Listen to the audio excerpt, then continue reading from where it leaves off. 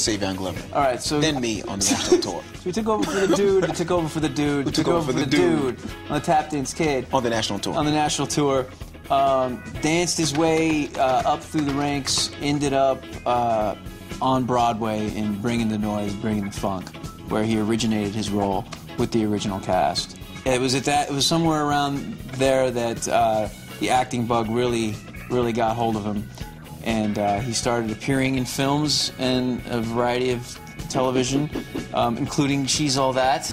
Basically, she's you, with tits. He also popped up in movies like Holes. Mm-hmm. And for you, Miss Catherine, I have this special bag of roses. I know where he's going to. And right about that, round in that area, he also landed the role of Charlie on The West Wing. Thank you, Mr. President. Which ran for 24 seasons. Close. I mean, seven.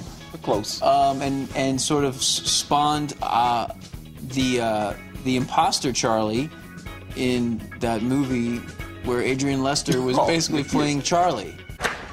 Governor. I don't know which one came first. I think you were first. I was first? I think you were first. I get that a lot, though. You were great in Primary Colors. Yeah, Primary Colors. No.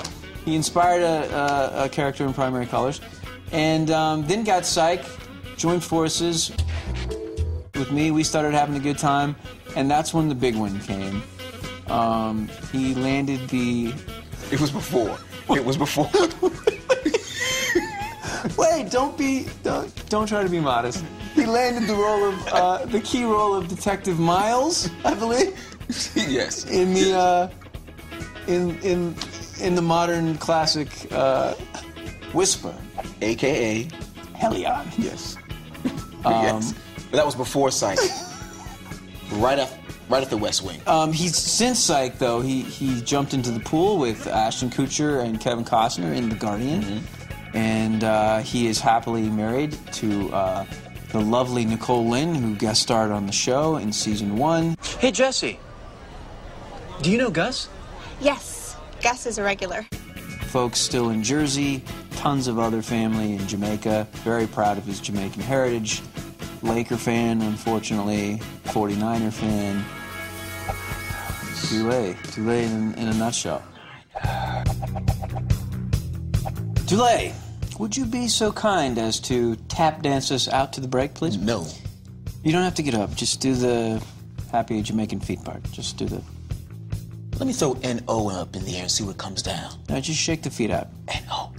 Just work the toes. Just work the toes a little bit. Show us Rasta foot. Come on. It's not funny. It's not unfunny. Tootie, you in trouble. It's Mindy Cohn, Facts of Life.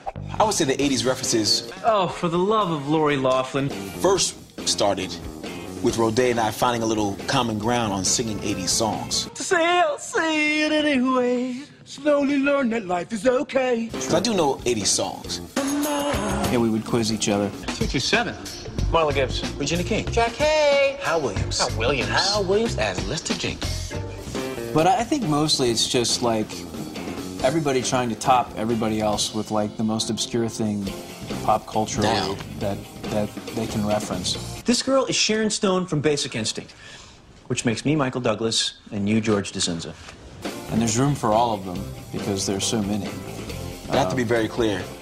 I would say 9 times out of 10 on this show, I have no idea what I'm talking about. Ethan Hawke. Judy Blume. But 1 time out of 10, dead on balls accurate. That was Drakkar Noir. Just spot on with Dule. It's Judd Nelson, isn't it? I gotta give him credit though. He says stuff that half the time he has no idea what he's saying, but he says it with conviction. They have to mesh, become one soul, like BJ and Stephen Collins in Star Trek 1. After we rap, after we cut, I'm like, okay, now what does that mean? Don't say Meredith Baxter Burney. It's not MBB. Who is that? What? I distinctly remember him having to make a reference to watching Lost Boys so many different times. Gus, you've seen Lost Boys 14 times. What's the rule? Because he had a thing for Jamie Gertz. And I'm not sure if he'd ever seen Lost Boys, and I know for certain that he had no idea who Jamie Gertz was. Gus, you watched Lost Boys 14 times. What's the rule? I watched Lost Boys for Jamie Dench.